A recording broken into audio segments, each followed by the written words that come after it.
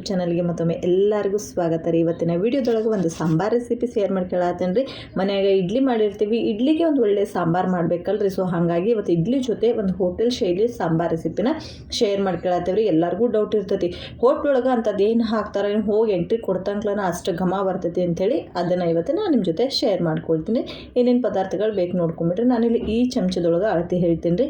1.5 ಚಮಚದಷ್ಟು ಜೀರಿಗೆ ತೊಗೊಂಡಿನಿ ರೀ. ಹಂಗೆ 3 ಚಮಚದಷ್ಟು ಕೊತ್ತಂಬರಿ ಕಾಳು ತೊಗೊಂಡಿನಿ, 1.5 ಚಮಚದಷ್ಟು ಕಡಲೆಬೇಳೆ ತೊಗೊಂಡಿನಿ ರೀ. ಹಂಗೆ 1/4 ಚಮಚದಷ್ಟು ಎಳ್ಳು, 1/4 ಚಮಚದಷ್ಟು ಗಸಗಸೆ, ಅರ್ಧ ಚಮಚದಷ್ಟು ಅಕ್ಕಿ, ಒಂದು ಅರ್ಧ ಚಮಚದಷ್ಟು ಮೆಂತ್ಯಕಾಳು, ಅರ್ಧ ಚಮಚ ಕಾಳು ಮೆಣಸು, ಹಾಗೆ ಸ್ವಲ್ಪ ಕರಿಬೇವು ತೊಗೊಂಡ್ರಿ, ಕೊತ್ತಂಬರಿ ಸೊಪ್ಪು, ಉಪ್ಪು, ಹಂಗೆ ಒಗ್ಗರಣೆ ಕೊಡೋದಕ್ಕೆ ಬೆಳ್ಳುಳ್ಳಿ, ಸಾಸಿವೆ ಮತ್ತು ಕರಿಬೇವು, ಎಣ್ಣೆ, ಅರಿಶಿನ ಪುಡಿ, ಒಂದು ಸ್ವಲ್ಪ ಬೆಲ್ಲ, ಒಂದು ಸ್ವಲ್ಪ ಬ್ಯಾಳಿನ ನಾನು ಬೇಯಿಸಿ ಇಟ್ಕೊಂಡೇನಿ ರೀ.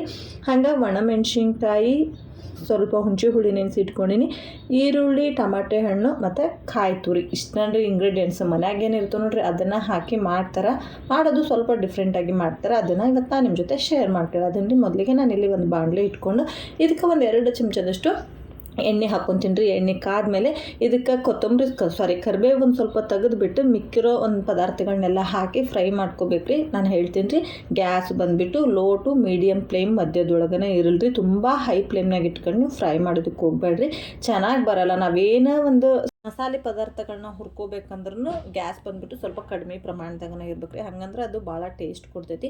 ಈಗ ಇದು ಸ್ವಲ್ಪ ಘಮ ಬರಬೇಕು, ಕಡಲೆಬೇಳೆ ಅದೆಲ್ಲ ಸ್ವಲ್ಪ ಗೋಲ್ಡನ್ ಬ್ರೌನ್ ಆಗಬೇಕು, ಅಲ್ಲಿ ತನಕ ಇದನ್ನ ಫ್ರೈ ಮಾಡ್ಕೊಳ್ಳೋಣ್ರಿ. ನಾವು ನಮ್ಮ ಹೋಟ್ಲೊಳಗೆ ಇದೇ ರೀತಿ ಸಾಂಬಾರು ಮಾಡ್ತೀವಿ. ಅದನ್ನು ನಾನು ಇವತ್ತು ನಿಮ್ಮ ಜೊತೆ ಶೇರ್ ಮಾಡ್ಕೊಳ್ಳೋದೇನು ರೀ. ನಮ್ಮ ಹೋಟ್ಲೊಳಗೆ ಅಂತಂದ್ರೆ ಒಂದು ಸ್ವಲ್ಪ ಕ್ವಾಂಟಿಟಿ ಜಾಸ್ತಿ ಮಾಡ್ತೀವಿ ರೀ. ಹೋಟ್ಲ್ ಅಂದರೆ ನಮ್ಮದು ದೊಡ್ಡ ಹೋಟ್ಲ್ ಅಲ್ರಿ, ಒಂದು ಚಿಕ್ಕ ಹೋಟ್ಲು. ನಮ್ಮ ಹೋಟ್ಲೊಳಗೆ ಭಾಳ ಫೇಮಸ್ ಅಂತಂದ್ರೆ ಇಡ್ಲಿ, ವಡಾ, ದೋಸೆ, ಪೂರಿ, ಪಡ್ಡು, ಅವಲಕ್ಕಿ, ಮೊಸರು ಅವಲಕ್ಕಿ, ಮತ್ತು ಹಚ್ಚಿದ ಮಂಡಕ್ಕಿ, ಮಿರ್ಚಿ, ಮತ್ತು ವಡೆಗಳೆಲ್ಲ ಮಾಡ್ತಿರ್ತೀವಿ. ಭಾಳ ಫೇಮಸ್ ಇರ್ತೈತಿ. ಸಣ್ಣ ಹೋಟ್ಲಾದ್ರೂ ಭಾಳ ಫೇಮಸ್ ಅಂತಲೇ ಹೇಳ್ಬೋದು ರೀ. ಇವತ್ತು ನಮ್ಮ ಹೋಟ್ಲೊಳಗೆ ನಾವು ಇಡ್ಲಿಗೆ ಯಾವ ಥರ ಸಾಂಬಾರು ಮಾಡ್ತೀವಿ ಅದನ್ನು ಶೇರ್ ಮಾಡ್ಕೊಳತ್ತೀನಿ ರೀ. ನೋಡಿರಿ, ಸ್ವಲ್ಪ ಗೋಲ್ಡನ್ ಬ್ರೌನ್ ಆಗಿತ್ತು. ಅದು ಸ್ವಲ್ಪ ಗೋಲ್ಡನ್ ಬ್ರೌನ್ ಆದಮೇಲೆ ನಾನು ಇದಕ್ಕೆ ಒಣಮೆಣ್ಸಿನ್ಕಾಯಿ ಹಾಕೊಳತ್ತೀನಿ ರೀ. ನೋಡಿರಿ, ನಿಮ್ಮ ಖಾರಕ್ಕೆ ಅನುಗುಣವಾಗಿ ನೀವು ಹಾಕ್ಕೋಬೋದು ರೀ. ಗುಂಟೂರು ಮೆಣ್ಸಿನ್ಕಾಯಿ ಬೇಕಿದ್ರೆ ಹಾಕಿರಿ. ನಾನಿಲ್ಲಿ ಜಸ್ಟ್ ಬ್ಯಾಡಗಿ ಮೆಣ್ಸಿನ್ಕಾಯಿ ಮಾತ್ರ ಯೂಸ್ ಮಾಡೇನಿ ರೀ. ಮಕ್ಕಳು ಜಾಸ್ತಿ ಖಾರ ಇಷ್ಟಪಡಲ್ಲ ಅನ್ನೋ ಒಂದು ಕಾರಣಕ್ಕೆ. ಹಂಗೆ ಈಗ ಒಣಮೆಣ್ಸಿನ್ಕಾಯಿ ಹಾಕಿದ್ಮೇಲೆ ಒಣಮೆಣ್ಸಿನ್ಕಾಯಿ ಸ್ವಲ್ಪ ಗರಿ ಗರಿ ಅನ್ನಂಗನ ನಾವು ಫ್ರೈ ಮಾಡ್ಕೋಬೇಕ್ರಿ. ಇದನ್ನೆಲ್ಲ ಫ್ರೈ ಮಾಡ್ಕೊಂಡ್ಮೇಲೆ ಇದಕ್ಕೆ ಲಾಸ್ಟಿಗೆ ನಾನು ಕರಿಬೇವು ಮತ್ತು ಹಂಗೆ ಕಾಯಿ ತುರಿ ತೊಗೊಂಡಿದ್ದೀನಿ. ನಾನಿಲ್ಲಿ ಅರ್ಧ ಬಟ್ಲು ಕಾಯಿ ತುರಿ ತೊಗೊಂಡಿನಿ. ಕೊಬ್ಬರಿ ಹಾಕೋದ್ರಿಂದ ಒಂದು ಒಳ್ಳೆ ಸಾಂಬಾರು ರುಚಿ ಭಾಳ ಚೆನ್ನಾಗಿ ಬರ್ತೈತೆ ರೀ. ಹಾಗಾಗಿ ಒಂದು ಅರ್ಧ ಬಟ್ಲು ತೊಗೊಂಡೇನಿ. ಇದನ್ನ ಹಾಕಿ ಚೆನ್ನಾಗಿ ಮಿಕ್ಸ್ ಮಾಡ್ಕೊಂಬಿಡ್ರಿ. ನಮ್ಮ ಹೋಟ್ಲೊಳಗೆ ಇದ್ರನ್ನ ಸ್ವಲ್ಪ ಕ್ವಾಂಟಿಟಿ ಜಾಸ್ತಿ ಮಾಡ್ತೀವಿ, ಯಾಕಂತಂದ್ರೆ ಮತ್ತು ಜನ ಬರ್ತಿರ್ತಾರಲ್ರಿ. ಹಾಗಾಗಿ ಸಾಂಬಾರು ಸಾಲಂಗಿಲ್ಲ ಅಂಥೇಳಿ ಸ್ವಲ್ಪ ಕ್ವಾಂಟಿಟಿ ಜಾಸ್ತಿ ಮಾಡ್ತೀನಿ. ಇವತ್ತು ನಮ್ಮ ಮನೆಗೆ ಮಾಡೋ ರೀತಿಯಲ್ಲಿ ತೋರ್ಸಾತೀನಿ ರೀ. ನಾವು ಕೊಬ್ಬರಿ ಅದೆಲ್ಲ ಹಾಕ್ತೀವಿ ನೋಡ್ರಿ, ಅವಾಗ ಗ್ಯಾಸ್ನ ಆಫ್ ಮಾಡ್ಕೊಂಬಿಡ್ಬೇಕು. ಕೊಬ್ಬರಿ ಹಾಕಿದ್ಮೇಲೆ ಗ್ಯಾಸ್ ಆನ್ ಇರಂಗಿಲ್ಲ ರೀ. ಜಸ್ಟ್ ಅದ ಬಿಸಿ ಒಳಗನ ನಾವು ಚೆನ್ನಾಗಿ ಫ್ರೈ ಮಾಡಬೇಕು. ನೋಡಕತ್ತಿರ್ಬೇಕು ನೀವು ಎಷ್ಟು ಚೆನ್ನಾಗಿ ಫ್ರೈ ಆಗ್ಯಾವು ಎಲ್ಲ ಪದಾರ್ಥಗಳು ಅಂತಂದ್ರೆ ಒಳ್ಳೆ ಘಮ ಬರತೈತಿ. ಯಾವುದೇ ಕಾರಣಕ್ಕೂ ನೀವು ಮಸಾಲೆ ಪದಾರ್ಥನ ಯಾವುದನ್ನು ಸೀದ್ಸಕ್ಕೆ ಹೋಗ್ಬೇಡ್ರಿ. ಮಸಾಲೆ ಪದಾರ್ಥದೊಳಗನ ಒಳ್ಳೆ ಟೇಸ್ಟ್ ಇರ್ತೈತೆ ರೀ. ಅದನ್ನ ಸೀದ್ಸಿದ್ವಿ ಅಂತಂದ್ರೆ ಅದು ಏನು ಚೆನ್ನಾಗೇ ಬರೋಂಗಿಲ್ಲ. ಈಗ ಇದನ್ನೊಂದು ಮಿಕ್ಸಿ ಜಾರಿಗೆ ಹಾಕಿ ಇದನ್ನು ನೈಸಾಗಿ ಒಂದು ಪೇಸ್ಟ್ ಮಾಡ್ಕೊಂಬಿಡೋಣ. ನೋಡ್ರಿ, ಇಲ್ಲಿ ಇಷ್ಟು ನೈಸ್ ಗಂಧದ ಥರ ನೈಸಾಗಿರ್ಬೇಕು ರೀ.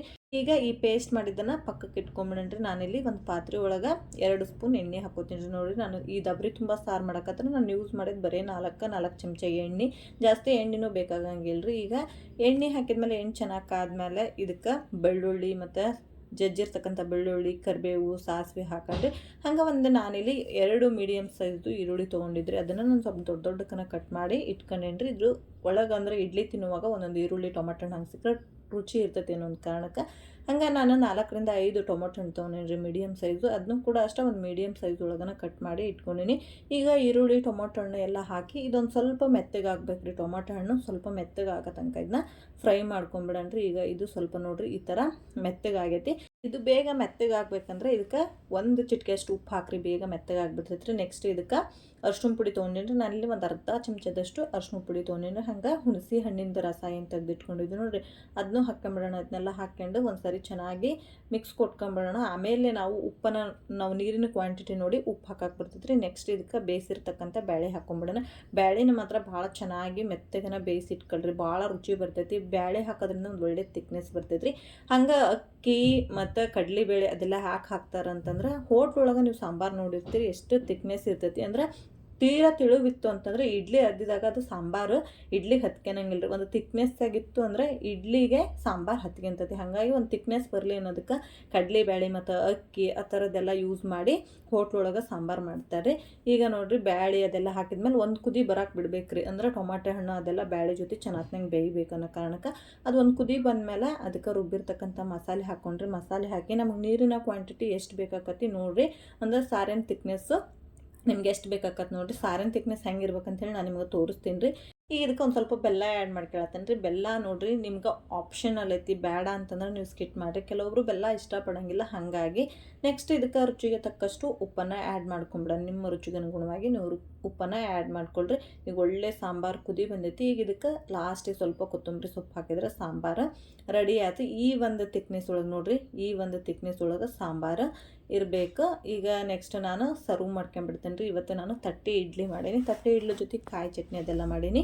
ಮುಂದಿನ ವಿಡಿಯೋದೊಳಗೆ ನಮ್ಮ ಹೋಟ್ಲಾಗ ನಾವು ಕಾಯಿ ಚಟ್ನಿ ಹೆಂಗೆ ಮಾಡ್ತೀವಿ ಆ ರೆಸಿಪಿನೂ ಕೂಡ ನಾನು ಶೇರ್ ಮಾಡ್ಕೊಂಬಿಡ್ತೀನಿ ರೀ. ಈ ರೆಸಿಪಿ ನಿಮ್ಗೆ ಹೆಂಗೆ ಅನ್ನಿಸ್ತ್ರಿ, ಇಷ್ಟ ಆಯ್ತಾ? ಒಂದು ವೇಳೆ ಇಷ್ಟ ಆಗಿದ್ರೆ ದಯವಿಟ್ಟು ಒಂದು ಲೈಕ್ ಮಾಡೋದನ್ನು ಮರಿಬೇಡ್ರಿ. ಹಂಗೆ ಯಾರೆಲ್ಲ ನನ್ನ ಚಾನಲ್ನ ಇನ್ನೂ ಸಬ್ಸ್ಕ್ರೈಬ್ ಮಾಡ್ತೀವಿ ವಾಚ್ ಮಾಡತ್ತೀರಿ, ಪ್ಲೀಸ್ ಸಬ್ಸ್ಕ್ರೈಬ್ ಮಾಡ್ಕೊಂಡು ವಾಚ್ ಮಾಡಿ ಸಪೋರ್ಟ್ ಮಾಡಿರಿ. ಈ ಒಂದು ವಿಡಿಯೋನ ವಾಚ್ ಮಾಡಿದ್ದಕ್ಕಾಗಿ ಎಲ್ಲರಿಗೂ ಧನ್ಯವಾದಗಳು.